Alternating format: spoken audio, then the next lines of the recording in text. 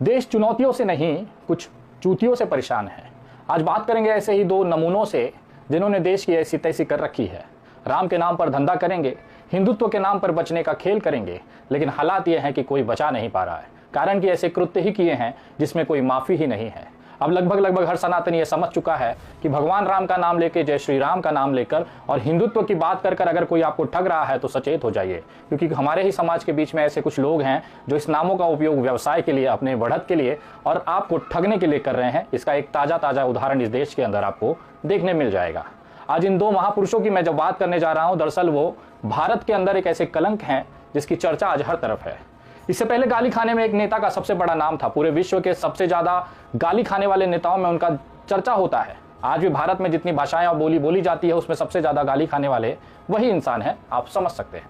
दूसरे नंबर पर आते हैं ये इंसान जो कि ताजा दूसरे और तीसरे नंबर के पायदान पर चढ़ता हुआ ऊपर पहुंचा है। उसका नाम है मनोज शुक्ला। जी हाँ, ये वही मनोज शुक्ला हैं जो समय के हिसाब से अपने नाम के आगे कभी मुंतशिर लगा लेते हैं, कभी शुक्ला लगा देते हैं। अगर इनके हिसाब से माहौल है तो ये मुंतशिर लगाकर अपने आप को बताएंगे कि हम कितने बड़े शायर और कवि हैं, कितनी महान लेख और हमने लिखी है। लेकिन जैसे ही इनकी गांव फटने लगती है ये तुरंत शुक्ला लगा के ब्राह्मणवाद का खेल खेलने लगते हैं। इनकी इस समय चर्चा चल रही है आदि पुरुष को लेकर, जिसमें इन्होंने प्रभु श्री राम के सबसे परम भक्त हनुमान की ऐसी की तैसी कर दी। एक ऐसे किरदार को इन्होंने ऐसा टट्टी बना दिया जिसको लेकर हिंदू समाज में खासा रोष है। आज हालात यह है कि हिंदुत्व और सनातन की बात करने वाले को आज मुंबई पुलिस से इसी हिंदू और सनातनियों से रक्षा करने के लिए पुलिस प्रोटेक्शन की मांग करते हुए याचिका दायर की गई है। हालात यह है कि आज ये अपने ही हिंदू सनातन को गाली देने लगे हैं। जिस प्रभु श्री राम के नाम पर, हनुमान के नाम पर ये धंधा करके पैसा कमाते थे, आज उन्हीं हनुमान को ये भगवान मानने तक को तैयार नहीं है। कहते हैं भगवान तो थे ही नहीं, वो तो भक्त थे। भगवान तो आपने और हम सबने मिलकर बना दिया। हमारे ही समाज में पल रही ऐसी कुछ गंदगियां हैं जो आपके साथ रहकर आपको काटने का ही काम करती हैं। ये क्या सनातन को बढ़ाएंगे, क्या हिंदुत्व की बात करेंगे जिसका खुद पैर से लेकर सर के बाल तक केवल पैसे कमाने का ही मकसद था। शायद अगर ऐसा नहीं होता तो ऐसी आदि पुरुष नाम की टट्टी नहीं बनाई होती। कहा जाता है जब प्रमोशन चल रहा था तो कह रहे थे कि जैसे आपने रामायण देखी है, जिस तरह से रामायण आप जानते हैं, ये आदि पुरुष पिक्चर पूरी तरह से वैसी है। लेकिन जब लोग थिएटर गए, पूरी तरह से ताकत लगाए कि इस पिक्चर को सुपर हिट करना है। एक आस्था का विषय है, एक बचपन से पढ़ी जा रही एक महाकाव्य का एक हिस्सा था जिसको जीवंत तरीके से थिएटरों में देखने की उम्मीद से लोग अपने बच्चे लेके गए। लेकिन जब वहां पर देखते हैं तो वहां पर दिखाया जाता है कि हनुमान जी को लातों से मारा जा रहा है। हनुमान जी कह रहे हैं तेरे बाप की, तेरे माँ की। ये वो डायलॉग है जो इस महान इंसान ने अपनी खूबसूरत कलम से लिखा है, ये सोचकर कि सनातनी और हिंदुत्व का चोला तो मैंने ओढ़ा ही है, कोई किसी को क्या ही आपत्ति हो जाएगी। जैसा मैं टट्टी परोस दूंगा लोगों को उसमें से खुशबू ही आएगी। भारत का कोई ही ऐसा इंसान होगा, चाहे हिंदू हो चाहे मुसलमान हो, इसने इस इंसान की गालियां देकर स्वागत नहीं किया होगा, ऐसा मुझे नहीं लगता। इकलौता एक ऐसा मनोज शुक्ला या मनोज मुंतशिर हैं जिन्होंने वो काम कर दिया जो आज तक का पूरा भारत का कोई नेता, कोई व्यक्तित्व नहीं कर पाया।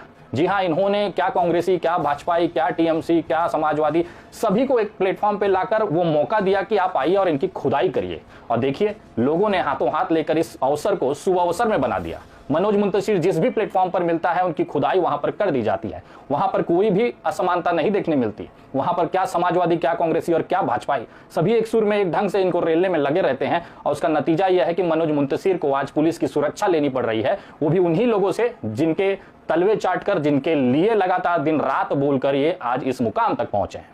आइए आते हैं देश के दूसरे उस चमनचूतिये के बारे में बात करने के लिए जो अपने आप को प्रधानमंत्री से ज्यादा ताकतवर समझता था। अपने आप को बवासीर और बिहार के नाम से चर्चित कराने के बाद इस आदमी के कांड की कहानी किसी से छुपी नहीं है।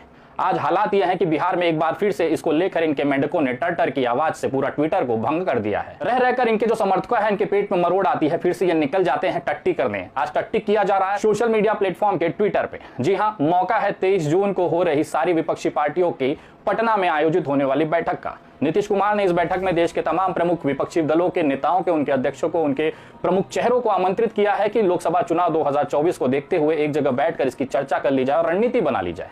इसी में तमिलनाडु के मुख्यमंत्री स्टैलिन को भी आना है। यही मौका था कि मनीष कश्यप के साथ जो समर्थक है उनको इस बात का बुरा लग गया कि जिस मनीष कश्यप को इडली सांभर खिला के हमारे यहाँ पर लुंगी डांस कराया जा रहा है तमिलनाडु में, उसी तमिलनाडु के मुख्यमंत्री हमारे पटना में आकर हमारा मेहमान कैसे बन सकता है। कहीं ना कहीं मुझे ऐसा लगता है कि आज मनीष कश्यप की जो हालात है वो इनके समर्थकों की वजह से ही है, क्योंकि वो अगर इस तरह का ट्रेंड चला रहे हैं तो स्वाभाविक है कि तमिलनाडु पुलिस और तमिलनाडु की सरकार भी इस ट्रेंड को देख रही होगी।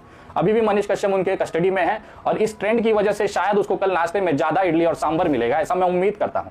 क्योंकि आप एक मुख्यमंत्री को गालियां देंगे। देख रहा हूं लगातार सोशल मीडिया पर, खासतौर पर ट्विटर पर स्टालिन को लेकर अपमानजनक ट्वीट किए जा रहे हैं मनीष कश्यप के समर्थन में।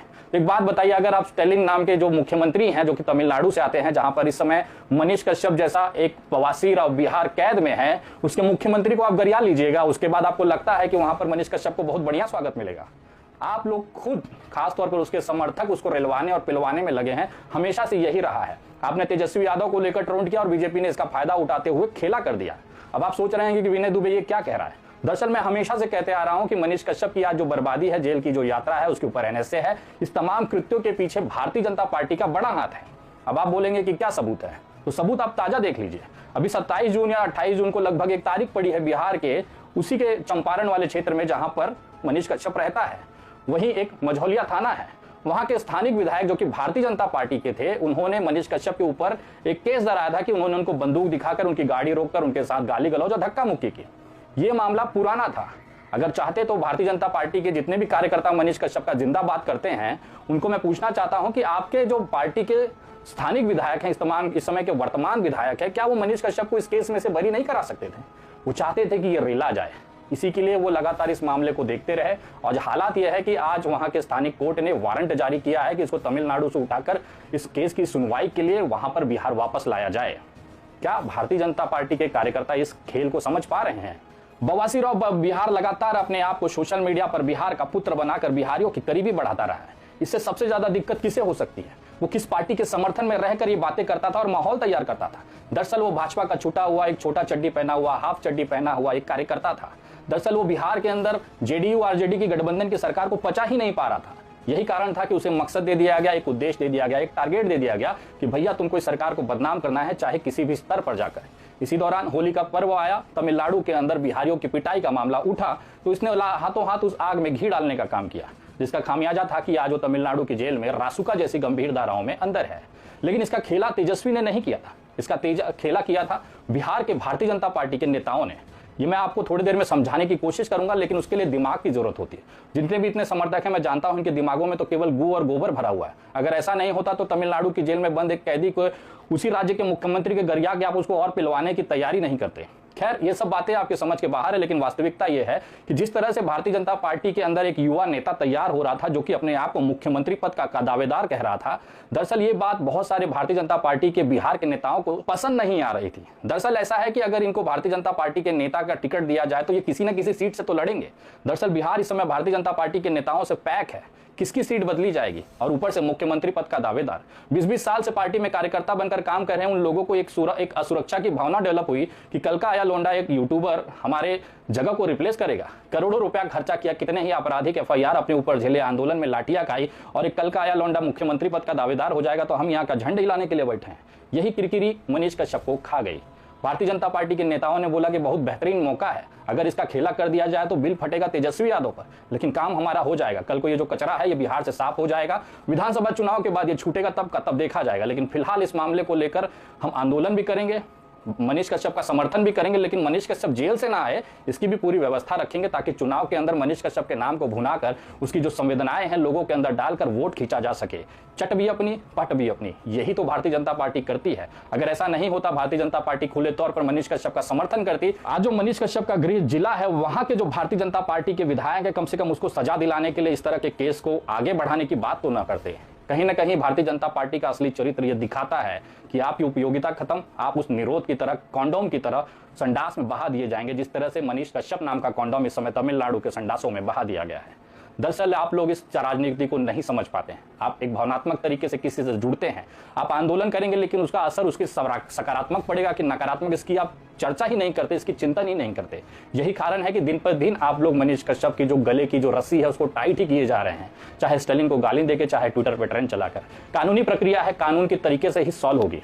और इस सब खेला के बीच में एक और आपको बात बताएं, एक इंसान दिल्ली से बैठ के पूरे बिहार के जितने भी मनीष कश्यप के सपोर्टिंग यूट्यूबर है उनकी एक एक करके तबीयत से रिलाई भी करता है, उसके बाद उनको कानूनी प्रक्रिया में ढकेल के उनकी ऐसी की तैसी लगा देता है। इनको पूरा देश जाता है। इनका नाम है निशांत वर्मा। जी हाँ, ये वही निशांत वर्मा है जिन्होंने आर्थिक अपराध शाखा में फरियाद देकर मनीष कश्यप के महात्मा गांधी वाले वीडियो पर एफआईआर करवाई थी। और एनएसए से लेकर तमाम उनकी जितनी भी गतिविधियां हैं जिसमें मनीष कश्यप को सजा तक पहुंचाने का काम कर रहे हैं, उसमें एक बड़ा पिल्लर, एक बड़ा स्तंभ की तरफ से निशांत वर्मा काम कर रहे हैं। लेकिन निशांत वर्मा जी का खेला थोड़ा सा अलग है। वो देख रहे थे कि अब मनीष तो अंदर चला गया, अब कैसे थोड़ा सा एंटरटेन हुआ जाए। उन्होंने क्या किया, एक वीडियो बना के छोड़ देते हैं बिहार में मनीष कश्यप के खिलाफ, ताकि एक माहौल तैयार हो सके। और इस जो आटा फेंका गया है ना कटिया में डालकर, इसमें वहां के भोले भाले यूट्यूबर फंस जाते हैं। वो लगते हैं को गरियाने। बेटा एक बात बताओ, सूरज पे थूकोगे तो मुंहवा पे वापस थूक आके गिरेगा कि नहीं गिरेगा? मनीष कश्यप को लेकर निशांत वर्मा ने जितनी भी कार्रवाइयां की हैं वो लीगल की हैं। आपको याद नहीं होगा, शायद आपके बच्चे हैं अभी उसके सामने, मैं आपको उनके कुछ कारस्तानी दिखाता हूं। देश के प्रधानमंत्री कौन है? माननीय श्री नरेंद्र मोदी। निशांत वर्मा जी ने गुजरात के अंदर रहते हुए नरेंद्र मोदी के ऊपर एफआईआर कराने के लिए अदालती केस चलवाया। केस बहुत सालों तक चला, लेकिन सरकार होने की वजह से वो जीत नहीं पाए। लेकिन ऑर्डर ऐसा मिला कि उनकी हार भी नहीं हुई। वहां की सरकार ने माना कि हाँ, नरेंद्र मोदी ने गलती की है, लेकिन अब समय बीत चुका है जिसकी वजह से हम इन्हें सजा नहीं दे सकते। ये वो निशांत वर्मा है जो कि गुजरात के मुख्यमंत्री और बाद में प्रधानमंत्री रहने के, उस समय वो प्रधानमंत्री थे देश के, उस समय भी निशांत वर्मा ने उनको लोहे के चने चबवा दिए। जिस प्रधानमंत्री नरेंद्र मोदी को कुछ लोग भगवान मान के रखते हैं, कुछ लोगों ने अपना पिताजी बना के रखा हुआ है, ऐसे बड़े नेता को भी निशांत वर्मा ने नहीं छोड़ा, उनको भी पानी पिला दिया। तो ये आजकल के बिहार के कुछ यूट्यूबर ये सोचते हैं कि चाटो गाली देके निशांत वर्मा का खाट का बाल उखाड़ लेंगे। बच्चा वो तुम्हारे साथ खेल रहा है। मैं बहुत मजे से उनकी वीडियोस देखता हूँ, बाद में रिएक्शन देखता हूँ। जैसे आप उनको रिप्लाई देगा, वो सीधा सीधा आपको गाली नहीं देगा, वो थोड़ा सा पेपर वर्क करेगा, एक लेटर अपने घर पे बैठ के टाइप करेंगे और भेज देंगे बिहार के पुलिस को। उसके बाद उसमें उनके एफआईआर दर्ज करा ली जाती है। फिर जाइए ना, मैं क्या बोल रहा हूँ, आप 5,000 का जमानत लेंगे ना उस एफआईआर में। वो आदमी दिल्ली में बैठ के यही तो करवाना चाहता है आपसे। आप उसके खिलाफ बोलिए, उनको गालियां दीजिए, उनको फोन करके धमकियाइए। वो बैठ के आराम से कटिया डाल के, जैसे मछली नहीं पकड़ते हैं, शांति से एक टेबल पे एक पैग लेके, हाथ में सिगरेट लेके बैठ के वो एक कटिया डालेगा रोज रात को। उसी में बिहार के कुछ ऐसे मतिमंद यूट्यूबर हैं जो थोड़ा सा चाहते हैं कि अगर हम निशांत वर्मा को गरिया देंगे तो टीआरपी आ जाएगी। बेटा वो कटिया डाल के तुम्हारे लिए ही बैठा है, आटे की गोली लगा के, और जैसे उसके कटिया में फंसे वो छोड़ता नहीं है। रहम तो किसी के लिए नहीं है भाई साहब। निशांत वर्मा से पूरा देश का जो विपक्ष है ना, यहाँ तक कि बड़े बड़े राजनीतिक दलों के राष्ट्रीय अध्यक्ष लीगल कंसल्ट करते हैं। इनका कद उस लेवल पे है। जब मामला आउट ऑफ कंट्रोल हो जाता है ना, तब निशांत वर्मा जी को याद किया जाता है। हम जैसे छोटे सामाजिक कार्यकर्ता भी उनकी हेल्प लेते हैं कानूनी तरीके से। और ये कल को बिना मूछी पे बाल आए कल के लौंडे सोचते हैं कि उनको गरिया के हम छोड़ लेंगे। भैया वो अरेस्ट करवा के इतनी कानूनी कार्रवाइयां लाद देगा ना कि तुम्हारा बाप जमीन गहना बेच के तुम्हारी जमानत कराएगा, लेकिन इससे मुक्त नहीं हो पाएगा। और यही काम उनका रहा है कि जितने भी ये गाली गलौज करने वाले लोग हैं, जितने भी इस तरह के नफरती टिंटू है, उनको बराबर से वो रात को पैक लगा के आराम से बैठ के ट्रेलते हैं और खोजते हैं कि चलो किसका बजाया जाए। आज आपको क्या लगता है, जो मनीष कश्यप के भाई हैं करण कश्यप, उनके ऊपर पुलिस कार्रवाई, यहाँ तक की याचिका क्यों दायर की गई? दरअसल वो अपने बड़पोलेपन में फंस गया। उसको लगा निशांत वर्मा होंगे कोई किसी कोर्ट के एडवोकेट, क्या ही कर लिया जाएगा। लेकिन वो भूल गए कि निशांत वर्मा ने जो चारा फेंका था उसमें ये तमाम लोग फंस चुके हैं। आज हालात हैं कि बिलबिलाने के अलावा कोई कारण नहीं है। उनके वीडियोस में अगर आप देखोगे, जिनके लिए भी ये कांटा फेंका गया था, बेचारे बिलबिला रहे हैं। आप गरिया के किसी का क्या ही बिगाड़ लोगे? पूरा देश हमारे देश के प्रधानमंत्री को गाली देता है, प्रधानमंत्री का क्या ही बिगड़ जाता है? वैसे आप लोग भी गाली देके किसी का क्या ही उखाड़ लोगे, लेकिन सामने वाला जब उखाड़ने लगता है उसका असर आप पे पड़ता है। यकीन ना हो तो मनीष कश्यप की तीसरी एफआईआर जो निशांत वर्मा ने कराई है, उसमें 302, 307 जैसी गंभीर धाराएं लगी हैं। हत्या का प्रयास, जो कि खुद मनीष कश्यप ने महात्मा गांधी वाली वीडियो में कबूला है कि उन्होंने 2 मुसलमानों, एक मौलाना को निपटा दिया है। यही सारी चीज है, टेक्निकल चीज है, जिसमें वो आपका शिकार करते हैं। और आप मैं बोल रहा हूँ, तुम जैसे चूतिए उसमें फंस जाते हो। दरअसल ये दिमाग का खेला है, ये आपके पल्ले नहीं पड़ेगा, क्योंकि उसके लिए दिमाग चाहिए। रही बात आदि पुरुष के मनोज मुंतीशर को लेकर, देश के तमाम लोगों ने गरिया चुके हैं। बहुत सारे लोग कमेंट कर रहे थे कि विनय भाई मनोज शुक्ला की बजाइए। यार उस आदमी की तो फाड़ के तालाब कर दी गई है। लोग लगातार जहां मिल रहा है वहां पे उसको पेले पड़े हैं। विनय दुबे अब उसको क्या ही गरिया देगा?